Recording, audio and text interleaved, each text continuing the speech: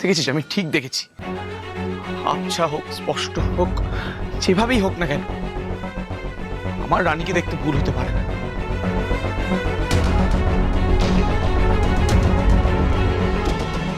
MBBS এর টপারও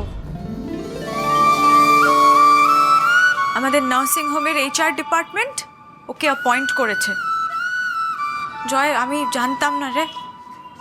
যেদিন তোর অ্যাক্সিডেন্ট হলো, নার্সিং হোমে গিয়ে আমি জানলাম।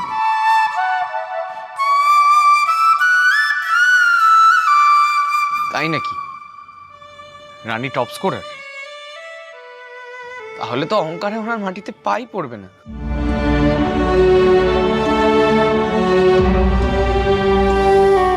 তার মানে মুখে যা বলে গেছিল কাজেও করে দেখাল।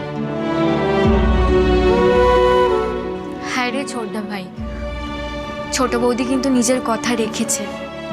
কিন্তু আমার মেয়েটাকে আমার থেকে দূরে সরিয়ে রাখল, এটাই আফসোস।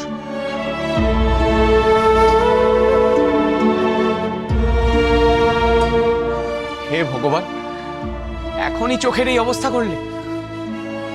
ওই অহংকারী এমবিবিএস টপার রানীকে দেখতেই দিলে না। ভাই ভাই ভাই প্লিজ দেখ, আমরা কিন্তু এখন তোর সাথে এইসব আলোচনা করতে চাইছি না। ডক্টর কিন্তু বারবার বলেছে কোনো রকম কোনো স্ট্রেস না নিতে, রিল্যাক্স। জয়, এবার এত হাইপার হওয়াটা একটু বন্ধ করো প্লিজ।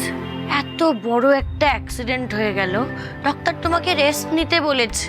তুমি এখনই আগে থেকে এত কিছু ভেবে ফেলো না প্লিজ।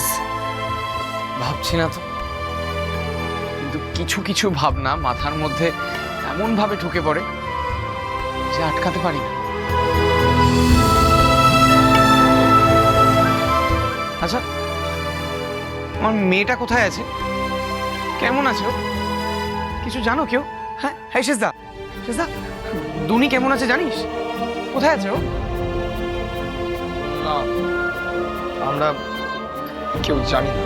কত বছর হয়ে গেছে, মেয়েটা আমার নিশ্চয়ই বড় হয়ে গেছে। বলো কেমন দেখতে হয়েছে, কি করছে, কিছুই জানতে পারলাম না।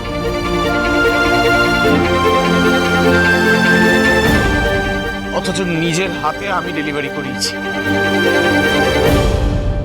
বাহ, মেয়েকে নিয়ে আদিক্ষেতা এখনো কমেনি জয়ের। এইসব ইমোশন যে বাড়তে দেওয়া যাবে না, যে করে হোক আটকাতে হবে এক্ষুনি। আচ্ছা, কি হচ্ছে এটা? কেন তোমরা আবার জয়কে দিয়ে এতগুলো কথা বলাচ্ছ? মাধুরী, জয়ের এই অবস্থায় না না, তুমি আর কথা বাড়িও না, আমার কথাটা শোনো। ডাক্তার কি বলেছেন? বলেছেন না জয়কে একদম স্ট্রেস ফ্রি রাখতে। কেন আমার পুরনো কথা তুলছো তোমরা? তোমাদের জানি সোম থেকে রবি প্রতিদিন সন্ধ্যে ৬টায় স্টার জলসায় ও ডিজনি প্লাস হটস্টারে।